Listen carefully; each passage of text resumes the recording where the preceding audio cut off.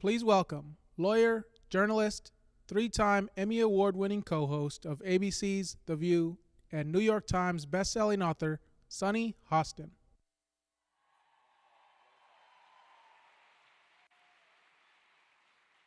Hello, everyone. I am so humbled and honored to be in the safest place to be Black today.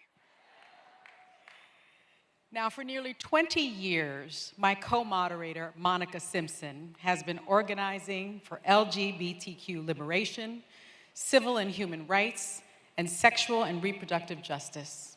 As a creative strategist, she is deeply committed to using the power of cultural organizing to educate the masses and dismantle systems of oppression. She is the executive director of Sister Song, which is a Southern-based national women of color reproductive justice collective. Through this role, she has successfully implemented diverse and creative initiatives to redefine the conversation surrounding reproductive rights. Earlier this year, Monica was named as one of Time's 100's most influential people of 2023. Please welcome to the stage powerhouse Monica Simpson.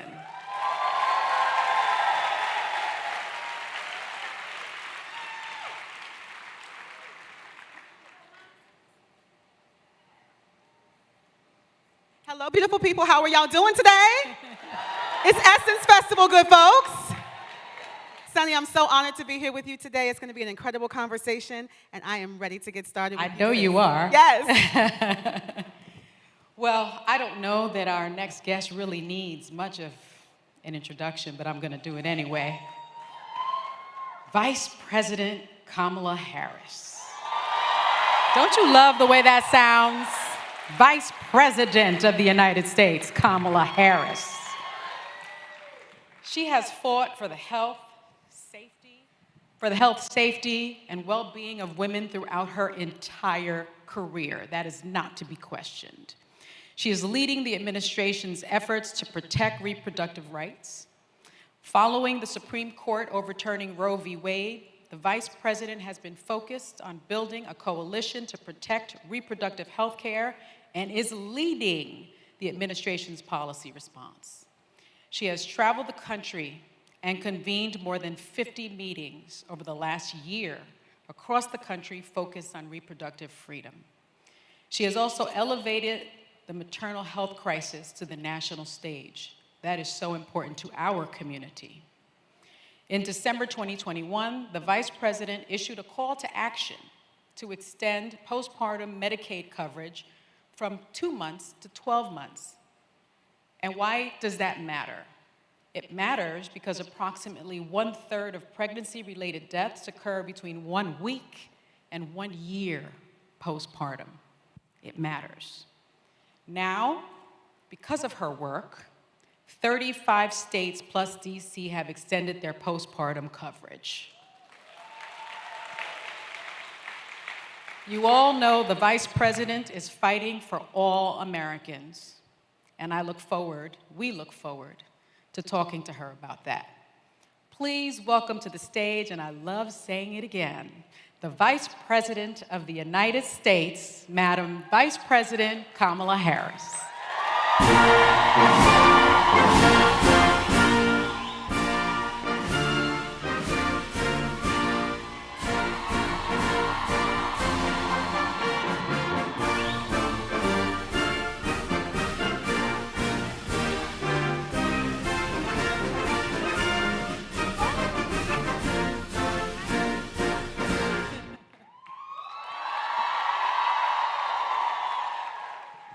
Good afternoon, everyone. Good afternoon, Essence Fest. Well, we are both so humbled to be here with you, especially. So let's get into it. The Supreme Court has come down recently with some interesting decisions. They're interesting. We're talking affirmative action. We're talking LGBTQ rights. We're talking about student loan forgiveness. And I know you would like to address these things directly, you have the stage. Thank you, Sunny. And let me just start by saying, Monica and Sunny, it's so wonderful to be on the stage with you. And then to be in this room with all these incredible leaders. Don't we just love Essence Fest? It's so important that we do this. It is so important that we do this. So, you know, I am a daughter of parents who met when they were active in the civil rights movement. And among the heroes of that movement were folks like Thurgood Marshall, Charles Hamilton Houston, Constance Baker Motley, who understood the power of the law to translate the passion from the streets to the courtrooms of our country, to do the work that is about reminding us of the promise of America, which includes the promise of freedom and equality, and I would add also access to opportunity. And those of us who have chosen to take on the roles that we have believe in that promise, but are also clear-eyed that we've not yet quite achieved it. But it is worthwhile that we will work and fight to get there. And we've seen success over the years through that process. I think, dare I say, none of us would be here were it not for Brown v. Board of Education,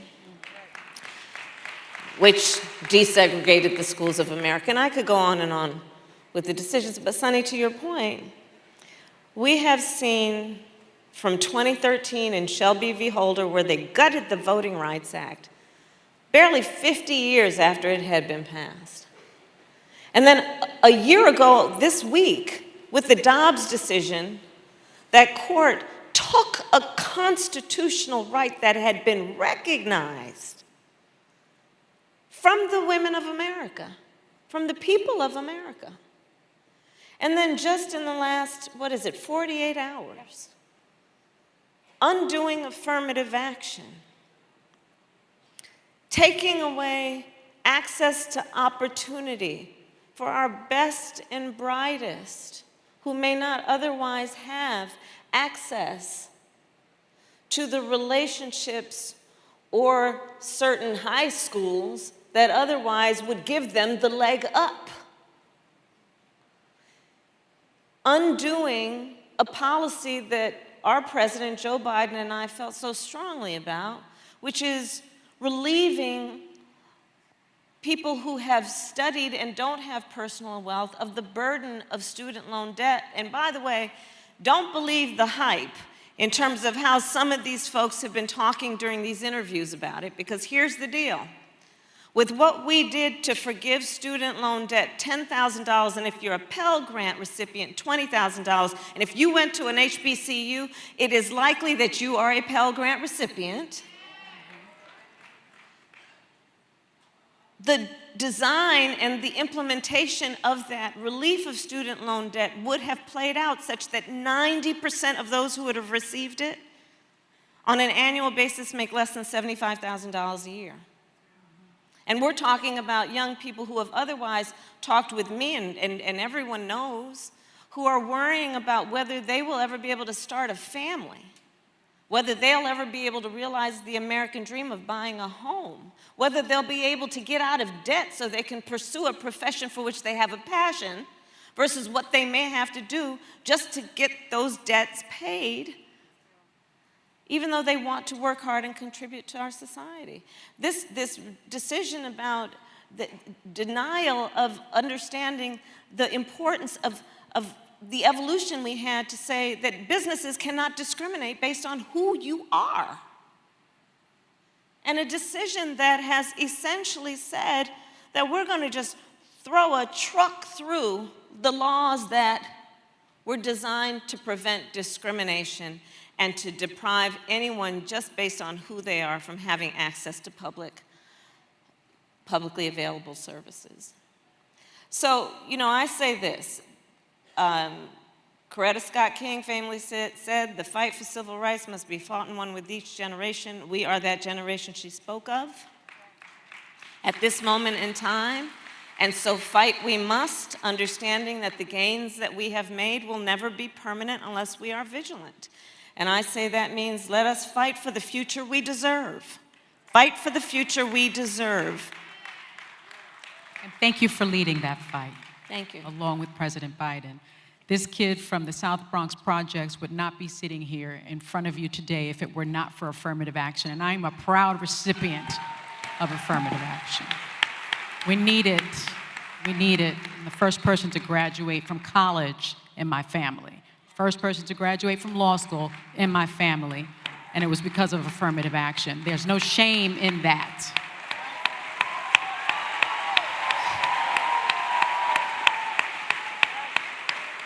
Now, Madam Vice President, you mentioned what just happened with the overturning of Roe v. Wade and the Dobbs decision. We just passed the 1-year mark of that, if you can believe that to be true. In your view, what has this meant for our country, and what is the administration doing to address this? Because we know you've convened reproductive and health rights activists like my co-moderator Monica Simpson here. What is going on? So when the Dobbs decision came down about a year ago, last week actually, they took a fundamental right from the people of America, from the women of America. And I think it's really important when we talk about this issue to understand that, first of all, one does not have to abandon their faith or deeply held beliefs to agree that the government should not be telling her what to do with her body.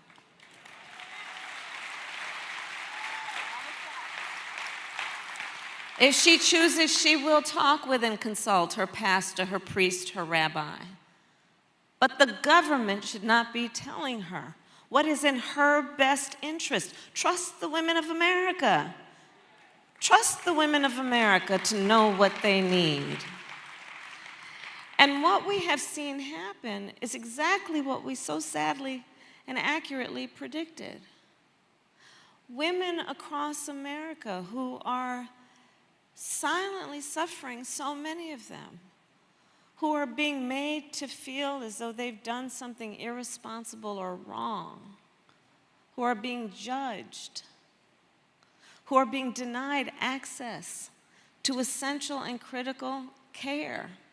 Understand that after the Dobbs decision came down, laws have been proposed and passed that are criminalizing physicians with significant prison time in many cases. Understand that laws are being passed in America since that decision came down a year ago that make no exception for rape or incest. And I know it's a difficult conversation to discuss, but one must discuss it because we have to be real about what's happening right now in our country. As many of you know, and Sonny, you and I share this background as prosecutors. When I became a prosecutor because my best friend in high school, I learned was being abused by her stepfather. And I said to her, you have to come live with us. And I called up my mother, she was at work, and she said, yes, she has to come live with us, and she did. Now, these extremist so-called leaders who are passing these laws saying no exception even for rape or incest, understand what they are saying, these so-called leaders. They are saying that after someone has survived a crime of violence, a violation to their body,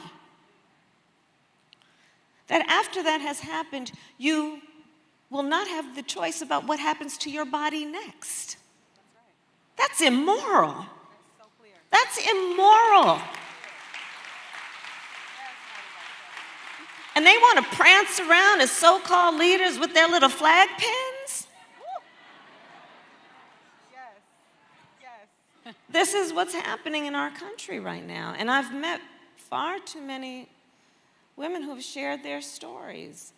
A woman in Texas, actually many women in Texas, who was suffering a miscarriage, went to the emergency room for help, and they turned her away. We can't help you because we're afraid about the laws, what it might do. She went back again. I need help and assistance with what's happening, this miscarriage. She wanted to carry her pregnancy to term. They turned her away. It was not until she developed sepsis that they treated her.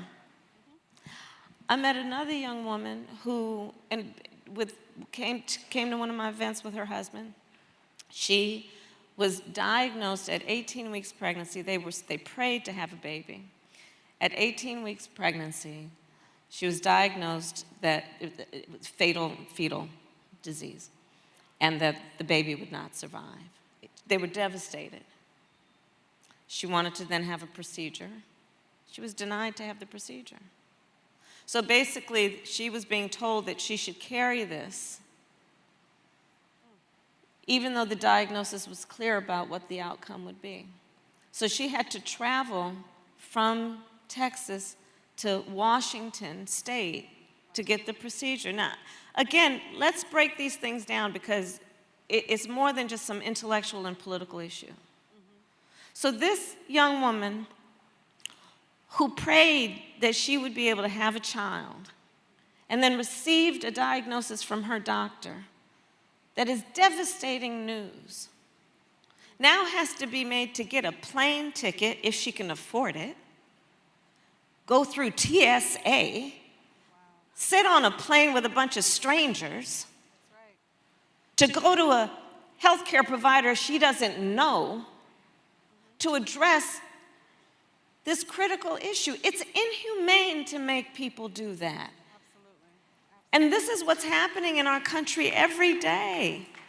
People silently having these experiences. And I think it's so important that we all speak out and say that this is a violation of basic rights that are about bodily autonomy and self-determination. And we have to stand with what we know to be right and true about the importance of foundational principles such as freedom, and say that we are not going to stand for this. And we are going to stand up and speak to the need to, one, elect members of the United States Congress who will pass national legislation to reinstate the protections of Roe v. Wade, that we will pay attention to who's governor, and if they're passing and signing these state laws, who's the attorney general, who's in the state legislature, if they're passing laws criminalizing, who's your prosecutor. And we've got to vote in our numbers and speak loudly about this grave injustice that is affecting the women of America. Vote, vote, vote, vote. Now I have vote, vote, vote. You have that power in your hand, at least where they're not gerrymandering. I want to finish this line of questioning, and Monica certainly has another line of questioning that she is going to get to that's very important. I just want to switch gears quickly and talk about the Black maternal health crisis. Because as you know, they say when the world, gets a cold, we get the flu. That's exactly right. It's another issue you have been such a champion for us, and we thank you for that. Can you tell us how you view the relationship between the fight for reproductive rights and the Black maternal health crisis? Because for some people, there seems to be a disconnect there. Oh, for some people, they have just revealed themselves to be hypocrites.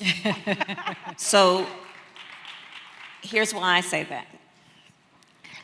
So this is an issue I've been working on for many, many years. And in fact, when I was in the Senate with my colleagues, the Congressional Black Caucus, I was on the Senate side. They who worked with me on this were mostly on the House side. We proposed and got passed what we call the Momnibus to address the need to support mothers and women in the various stages of motherhood. And what I can tell you, and everyone here probably knows, is this. We are one of the wealthiest nations in the world, and we have one of the highest rates of maternal mortality in the world. Black women in America are 3 to 4 times more likely to die in connection with childbirth. Native women are twice as likely to die. Rural women are 1.5 more likely to die. And if you're a Black woman in rural America, you can see where that's headed. And by the way, when it comes to Black maternal mortality, It has nothing to do with her educational level or her socioeconomic level. It literally has to do with the fact that when she walks into that clinic, that emergency room, that doctor's office, she is not taken as seriously. And we have, sadly, too many high-profile stories of exactly what I'm talking about. And so this is an issue that I've been taking on for a number of years, both in terms of what we need to do to address the racial bias that is present with this issue. And in particular, I was very proud to make clear that as part of the solution, we need to have the training of healthcare providers in a number of ways, including that the trainers would, among the trainers would be doulas, right? Yeah. Who fully understand what it means when we talk about community care and recognizing the whole person and the dignity of that person. Because let me be clear, for women who want to be pregnant and want children, it should be a joyful experience. Black women deserve to have a joyful experience with their pregnancy. And so this is one of the issues that I've taken on for all of these reasons. And it has included, as you mentioned in the introduction, I issued a challenge back in December of 21 after we were elected to the states to say, well, Medicaid covers postpartum care for 2 months. I challenged the states to extend it to 12 months. And we started with 3 states were doing it, and now we have 35 states and DC doing it. So we still have some more to go, so you can help me in shaming the rest of them. But back to the point about the hypocrisy. Yeah. In the top 10 states that have the worst maternal mortality, they are the same states that also have abortion bans. So these people who walk around saying that they have passed these bans in the interest of the health and well-being of mothers and children are hypocrites. They've not, when we look at what are you doing to support women around prenatal care, their pregnancies, postpartum care, what are we doing to recognize that women need affordable transportation, that they need real support in terms of what they need, because if they already have children, affordable child care, paid family leave, paid maternal leave, for the men in their life, paid paternal leave. And so there's still so much to do, but on this issue where these people are beating their chest with these laws that are about denying people the ability to make decisions about their own body, they must be confronted about this. Because there is an utter hypocrisy at play. And by the way, Virginia is the only southern state that it does not have a ban. The majority of black women live in these southern states. So understand the connection between race, between income, and who gets what kinds of services, and what are the predictable outcomes when those services are lacking, and that divide exists. And here you see then the data that talks about black maternal mortality. So we got some work to do.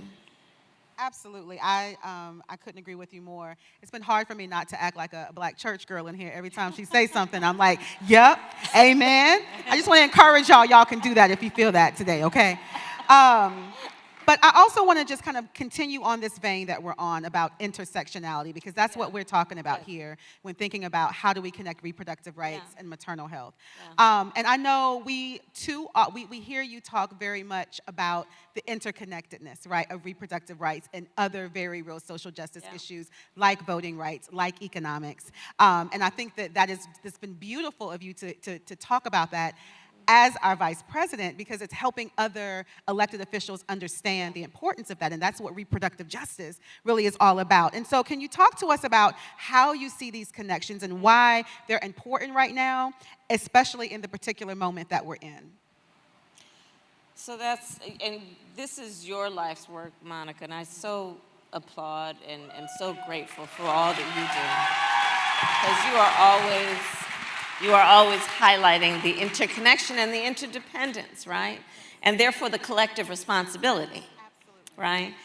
And so So I asked my team after we started to see these attacks, I said, do a Venn, so I love Venn diagrams, you know, those 3 circles. And so I said, let's do a Venn diagram. From which states are we seeing attacks on voting rights, women's reproductive health rights, and LGBTQ rights? You would not be surprised of the intersection. It was so apparent and clear. And so thinking about then the opportunity that exists always in moments of crisis, and on this point, the importance then of the coalition and building the coalition and creating spaces and opportunities for the folks who have been fighting for voting rights to be in the same room with those who have been fighting for maternal health care and reproductive health care, those who have been fighting for LGBTQ rights, and to bring folks together, understanding that if we step back and look clearly at what's happening, there is a full-on attack at play that I believe is part of a national plan to attack hard-fought and hard-won freedoms. And an attack on anyone's freedom is an attack on all of our freedoms.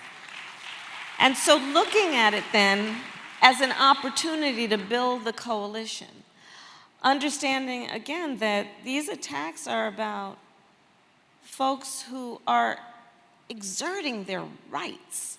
Like when we talk about freedoms, it is a right. It is a right.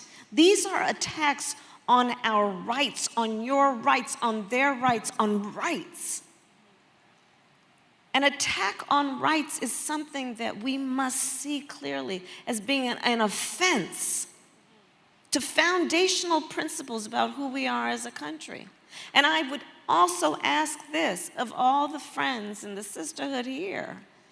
You know that thing about the frogs in the pots? Okay, so here it goes. There's 2 pots of water, and there's 2 frogs. In one pot of water, you put the frog in, and you slowly turn up the heat. And that frog's kind of like, oh, it's getting kind of warm in here. And then the heat keeps going up to boiling, and that frog perishes. In the other pot, you turn up the heat up on high, get that water boiling, you put the frog in it, he's going to jump out. Let's not be that first frog. Let's not be that first frog. No. Let's not be that first frog. That is, ooh, I'm gonna have, that's gonna stick with me for a minute, Madam Vice President. Truly, we do not want to be that first frog. I want to push us a little bit further into a different conversation, but one that is so timely and so necessary right now. And that's the issue of gun violence in this country, right? You have eloquently framed gun safety in the context of freedom in this country. The freedom to be safe from gun violence. And I think that we would be remiss to not mention A.J. Owens in this moment, a black woman, black mother, who was killed in Ocala, Florida, so senselessly, right? And we can also see the interconnections there to reproductive justice and gun violence because she was truly working to protect her family, right? Mother of 4. And so we know that this issue was big and it's multi-layered, right? Can you take a moment to just talk about what we can do to really end this senseless violence that is harming so many in our communities right now?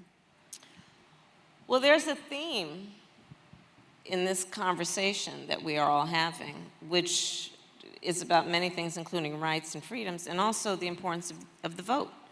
That's right. Because you see, we need people in the state houses and in the United States Congress who have the courage to act around very clear and reasonable gun safety laws, who don't fall for the false choice that you're either in favor of the Second Amendment or you want to take everybody's guns. Mm-hmm. I'm in favor of the Second Amendment, mm-hmm. but we need an assault weapons ban. Mm-hmm. Assault weapons are literally designed to kill a lot of human beings quickly. That's right. These are weapons of war that have no place on the streets of a civil society. That's right. 1 in 5 Americans has a family member who has been killed by gun violence. the #1 cause of death for children in America is gun violence. Not some disease. Gun violence is the #1 cause. And when you start looking at the statistics in terms of our young people, young black people in America, it is a crisis of extraordinary proportion that we should also think about, not only in the context of the right to live free from violence, but also in terms of the importance not only of public safety, but public health, because be clear, we are also talking about a residual impact that is actually a direct impact, which is about trauma to individuals, to families, and communities that lingers. The fear that communities are experiencing, where a mother has to say to her child, if gun violence is ringing out in the neighborhood, jump in the bathtub to avoid a stray bullet. Or how about the fact that our children are right now, they're on summer break, K through 12, but they're going to start school in the fall, and one of the first things they're going to learn, barely before they learn their teacher's name or where the bathroom is how to hide in a closet quietly if there is an active shooter in their school. Talk about the trauma. I have met children who have said to me, I don't like going to 5th period. And I said, baby, why don't you want to go to 5th period? Because there's no closet in 5th period classroom. This is real. Our babies are afraid to be in a classroom where their backs are to the door. And then these so-called leaders, these extremist leaders will say, well, the solution to that is let's have the teacher strap a gun. Are you kidding me? Jesus. And so, again, though, this has to be about what do we do in terms of fighting for real leaders who have an understanding about what is sensible and reasonable. You know, after, I was just talking to some folks, so the Tennessee Three, the 2 Justins and Gloria. So I hope you all saw that. So I was actually at home, it was watching the late night news with my husband, and I saw what was happening in Tennessee, and the people who run the legislature, so the 2 Justins in particular, 2 young legislators in their 20s, young African-American men, leaders. And they are in the well of the chamber trying to debate the issue of the need for smart gun safety laws. They are in the well of the chamber. And you know, for these wells and these chambers and legislators in legislative bodies, they're designed for debate. Literally, the design is for debate. They are trying to debate in session. They're in session. They're on the microphone trying to debate the need for reasonable gun safety laws, and these people turn the mic off on them. They turn off the microphone. You talk about attacks on our democracy, we're not even looking for symbols anymore. They're turning off a microphone. That's right. But this is what I loved about this. This is what I loved about that. So these young leaders said, all right, anybody got a bullhorn? And they got a bullhorn to make sure the voices of the people were heard. Yeah. And you gotta love that. Yes. You've used your bullhorn quite a bit. You've used your pulpit quite a bit. And I know we've had this discussion that as DA in California, you prosecuted crimes against women and children. Yeah. As a federal prosecutor, I prosecuted child sex crimes, of course, and child trafficking. And that always makes you feel like you're on the right side. Yeah. You've also have been such a champion for women's health, including reproductive health care. You filed briefs as an AG to protect access to reproductive health care. As a senator, I really miss your Senate debates. I'll be really honest with you about that. Is there any law that tells a man what he can do with his body? I just really miss it. I just miss it. As senator, you led on maternal health and have carried that forward also, of course, as vice president. You're leading the administration's work on reproductive health, as we've mentioned before. I mean, my question is, it sometimes feels like such an insurmountable topic. Why is it so important to you? Why do you think you're getting so much pushback?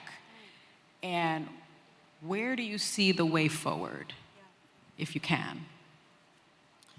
Well, Sunny, first of all,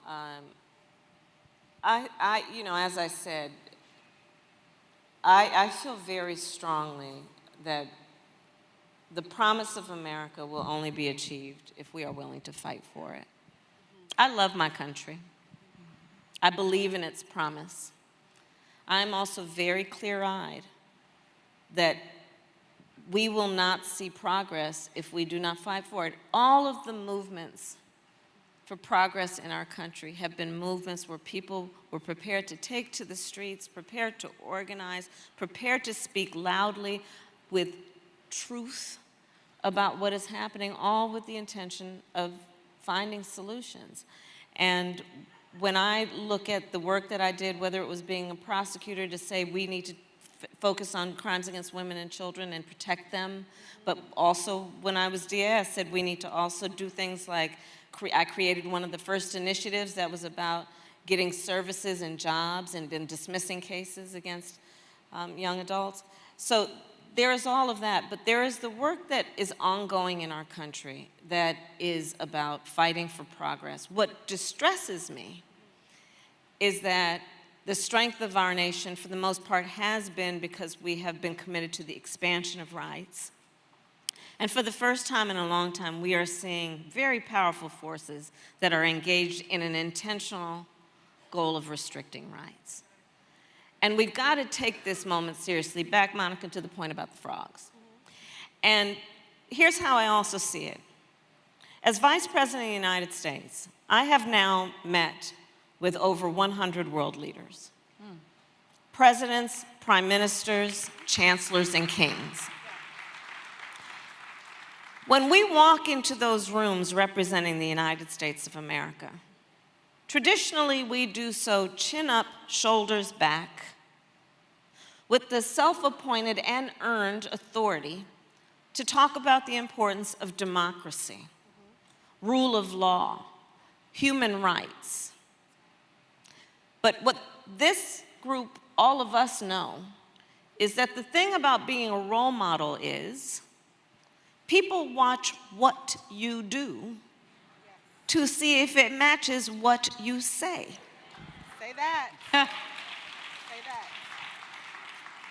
And one of my fears about this moment includes that in places around this world where, for example, women are fighting for their rights, some dictator, some autocrat is looking at them and saying, you want to hold out the United States as your example? Look what they're doing. You want to, maybe it's a different person saying you're fighting to end corruption in elections? Look what they're doing. You be quiet. The implications of what is happening in our country not only directly and right now in real time affect all of us as Americans, but very likely affect people around the world. So that's how I think about this moment in terms of what is at stake. And I go back to saying we have to fight for the future we deserve. We have to fight for a future that we deserve, also understanding that very foundational principles about who we are as a country are at stake, including freedom and equality and basic notions of justice. And the thing about a democracy, and I'll end my point with this, I think there's a duality to the nature of democracy. On the one hand, there's an incredible strength. When a democracy is intact, it lifts up individual rights. It protects civil rights. It's very strong in that way. On the other hand, it's very fragile. It's very fragile. It will only be as strong as our willingness to fight for it. And so fight we must. Thank you for that. Ooh. I think we've heard two really key words come from you, Sunny, and from you, Madam Vice President. And the first word that you said, of course, Sunny, was vote, like how important that vote is. And then you followed up by talking about organizing. And so voting is powerful when we organize. And one of the powerful things I love about organizing as a cultural strategist and someone who's deeply rooted in culture work as a means to really move the masses and to really dismantle systems of oppression. And we've had this conversation, Madam Vice President. There is such a power in using the culture, right, to be a tool to make those movements happen. We've seen you on the parking lot, right? We have seen you convene really powerful influencers that represent, television shows, from actors to musicians. Like, they really have a pulse of the people. Yeah. And I truly believe that some of our elected officials are learning from you that policy alone, without using culture to actually shift hearts and minds of people, doesn't really make the mark for us. So can you talk to us, because we are in the room, in the epicenter of Black culture this weekend, and there's a lot of folks in here, in particular Black women, how y'all doing, who are in this room who want to take action.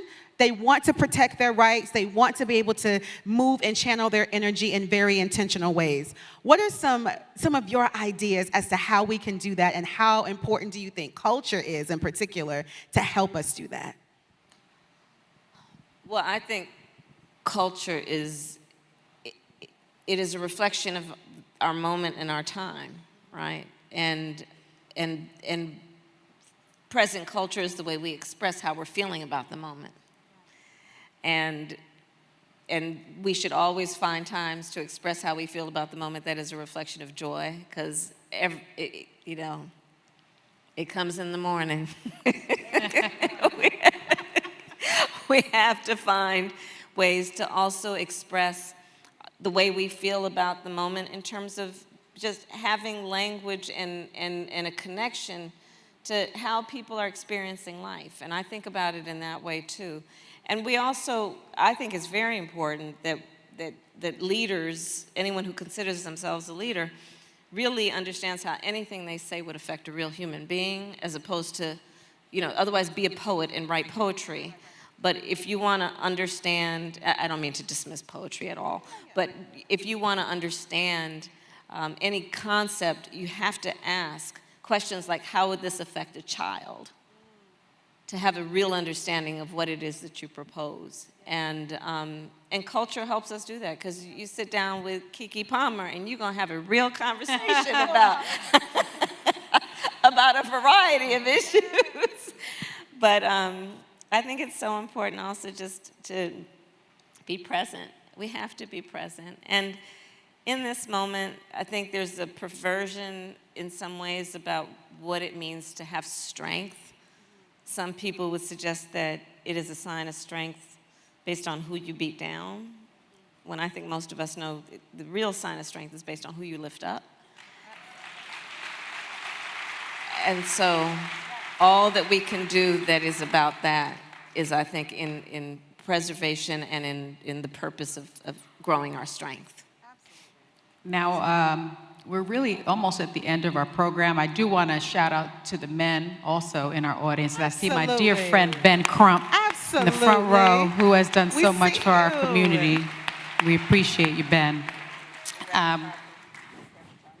Oh, look at Reverend Sharpton in the front right over there, next to Sade Benoit. See, I don't wear glasses on TV, but I can't see anything. She knows this now. Roland's up. Where's Roro? All the cool dudes is up front. We see y'all, brothers. Okay. Standing by women. So we thank you for that. One last question, if you'll allow it. I often get asked after I'm on air and I give speeches around the country, what can I do to help? I have a platform of 3 million people a day. You have a platform of millions and millions and millions and 100 world leaders. What can people sitting in the audience today do? What is their call to action? We network well, as evidenced by the fact that we're all here right now together.